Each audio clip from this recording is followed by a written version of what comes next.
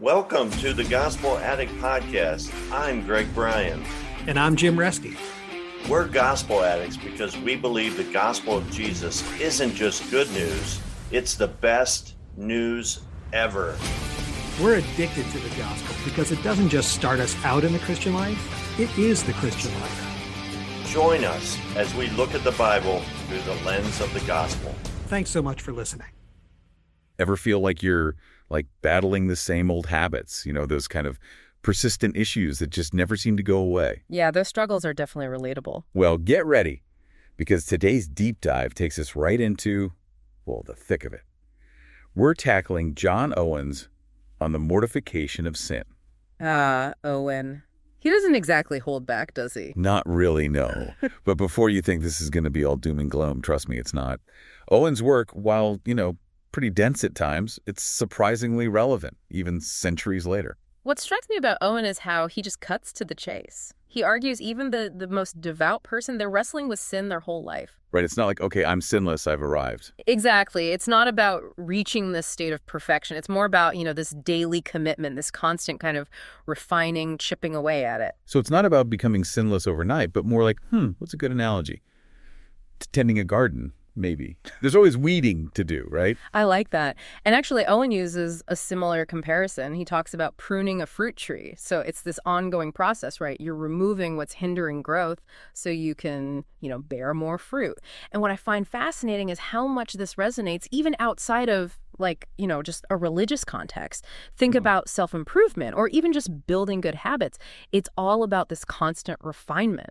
So we're talking about showing up every day, putting in the work, even when it's tough, which, let's be honest, it often is. It definitely can be. And this is where Owen gets even more interesting, I think. He says we can't win this fight alone. We need the Holy Spirit. He's very clear about that, yeah. It's not about mustering up enough willpower. It's about, tapping into something beyond ourselves. But help us understand this. How does Owen see this practically working in a person's life? Well, Owen's really adamant that if we're just relying on our own strength to overcome these things, we're setting ourselves up for failure. He's not saying we don't try, but we need a power greater than ourselves. And for him, that's where the Holy Spirit comes in. Okay, so it's not just this abstract idea of the Holy Spirit. No, not at all. He sees the Spirit as this active force battling alongside us against our, he calls it our flesh, but basically, that inherent pull toward those things we're trying to overcome. So it's like we have this internal tug of war going on, and we need to, grab onto the Holy Spirit's rope to actually win. That's a great way to put it, yeah. But, and this is important, Owen doesn't stop there. He also warns us about mistaking let's say, a temporary lull in temptation for a true victory. Oh, I know what you mean. It's like thinking you've won the war because there's a ceasefire. Right. Or you've conquered your fear of heights because you're safely on the ground. Exactly. So how can we tell if we're just fooling ourselves? What are some of those false victories that Owen calls out? Well, he uses this really powerful image of a wounded soldier. Just because the enemy has retreated for a bit doesn't mean they're gone for good, right? They'd be regrouping, planning another attack. Making it seem like you've won, so you let your guard down. Exactly. And Owen says we see this with those issues we're battling within ourselves. We experience this period of calm. We think, wow, I haven't struggled with that in weeks. I must be in the clear. But Owen would say, hold on. Have you actually addressed the root of the issue? Or is it just dormant, just waiting for the right conditions to resurface? So, things like a change in our circumstances, societal pressures, even, personal tragedies. These can all create this illusion of victory. Absolutely, because they change the landscape, right? And those old temptations might not have the same pull anymore, but have you actually dealt with them? It's like putting a Band-Aid on a wound without actually, cleaning it out properly. That's a great way to put it. And that actually leads us perfectly into another crucial point from Owen, knowing your enemy. He says it's absolutely vital to deeply understand the sin, the bad habit, whatever it is you're fighting. He's not just talking about, acknowledging it exists, right? No, not at all. He's talking about getting up close and personal with it. So why is that so important, and how does he suggest we actually do that, this, deep dive introspection? Well, Owen's argument is that most people, they go into this battle without truly knowing their opponent.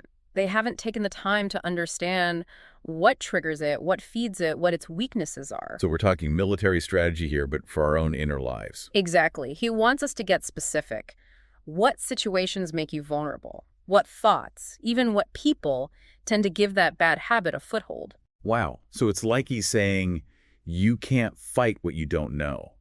You have to study its tactics to know how to combat it. Precisely. And Owen, he even suggests things like fasting and other disciplines as kind of tools in this fight.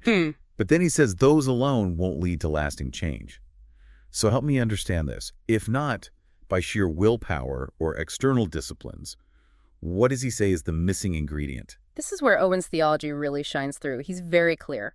Even those practices he himself saw as beneficial, they're useless without the power of the Holy Spirit. They're just tools, and like any tool, they're only as effective as the hand that's wielding them. So it's not about going through the motions, it's about engaging these practices with, like, your heart really in it, allowing that power to work through you. You got it. Which, that leads us to what might seem like the most paradoxical part of Owen's whole approach. No. He says that meditating on Christ's suffering actually helps us hate our sin more. Okay, unpack that one for us. Why would focusing on something so painful, something that seems, I don't know, outside of ourselves even, be key to overcoming, like, our own issues? That's such a great question, and it gets to the heart of Owen's view of, well, everything, really. He's not saying we should wallow in guilt or despair. He's saying that when we really contemplate the sacrifice Christ made for us, for our shortcomings, it should spark something. It should make us want to change. So it's not about feeling bad about messing up. It's about this desire to do better, to be better. Yes. He sees gratitude for grace as this incredible force. It's not just an intellectual, oh, I get it, I'm forgiven. It's a heart-level response that spills over into our actions. It's like the more we appreciate how much we didn't deserve forgiveness, the less we want to take it for granted. Exactly. And I think that's something we can all connect with, even if we don't approach it from a strictly theological viewpoint. It's like realizing someone went to these lengths for you. Wouldn't you want to, I don't know, at least try to be worthy of that? Exactly. Owen believed that as we reflect on the love and sacrifice of Christ, our hearts become more sensitive to the ugliness of our own sin, and we begin to desire holiness more than we desire the fleeting pleasures of sin. And that's a really powerful motivator. It really makes you think about the weight of it all, It definitely does. But before we move on to, like, the practical stuff, okay, what do I do about all this?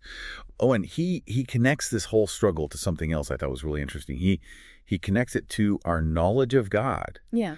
And he asks this question, and honestly, it kind of stopped me in my tracks a little. He says, how well do I really know God? And that's where it gets even deeper, right? Because he's not just talking about, like, knowing about God. It's not like knowing about, I don't know, Abraham Lincoln or something. Right, like historical figures, facts, and dates. Right. He's talking about this intimate knowledge, the kind that, honestly, it changes how you see yourself, how you see the world, everything. So the more you get to know someone, the more you see things from their perspective. And in this case, as we understand God's holiness, our own, the things we've been talking about, they become that much more apparent. Exactly. But, and this is so important, Owen doesn't want this awareness to, like, paralyze us. He doesn't want us to just get stuck in shame. Right, because that doesn't really help anyone. Exactly. He believes, and I find this so encouraging, he believes that as we understand God's character more deeply, especially his grace, his mercy, it actually makes us want to change. It's not about cowering in fear or shame. It's about being drawn to his goodness. It's like, okay,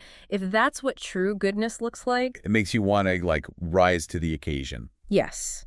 And this is where Owen's idea of grace, it just shines through. It's not about us gritting our teeth and trying to earn God's favor through sheer willpower. It's about recognizing our need for his grace, receiving it, and letting that grace fuel our desire for change. Yeah. It's like, okay, I'm not going to get this perfect, but I can keep striving because there's this acceptance already there. Yes.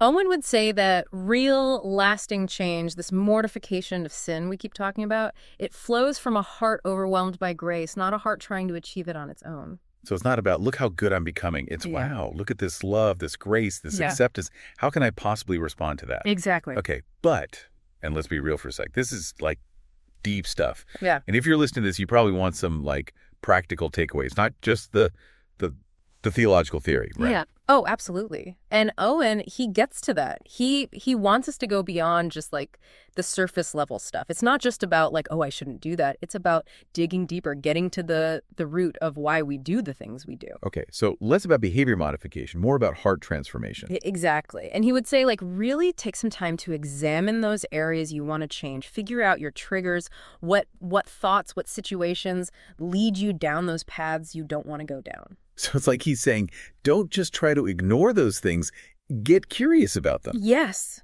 get to know them. But, and this is crucial, he would say, do all of this introspection, all of this work, do it with prayer, ask for help, because it's not about white-knuckling your way to holiness, you know? It's like he's saying, put in the work, yeah, but don't forget who's really doing the heavy lifting. 100%. And that, I think that's something that really resonates even all these years later, even if you don't, come at it from a purely religious perspective. Absolutely, because, I mean, at the end of the day, we're all in this battle, right? Battling those things inside ourselves that we want to change. And what Owen reminds us, I think, is that we don't have to do it alone. And maybe, just maybe, that's the key to actually making lasting change. Thanks for listening to this episode of the Gospel Addict Podcast. Feel free to contact us via email at gospeladdictpodcast@gmail.com. Stay tuned for our next episode, and remember, on your worst days, you're never beyond the reach of God's grace, and on your best days, you're never beyond the need of God's grace. See you next time.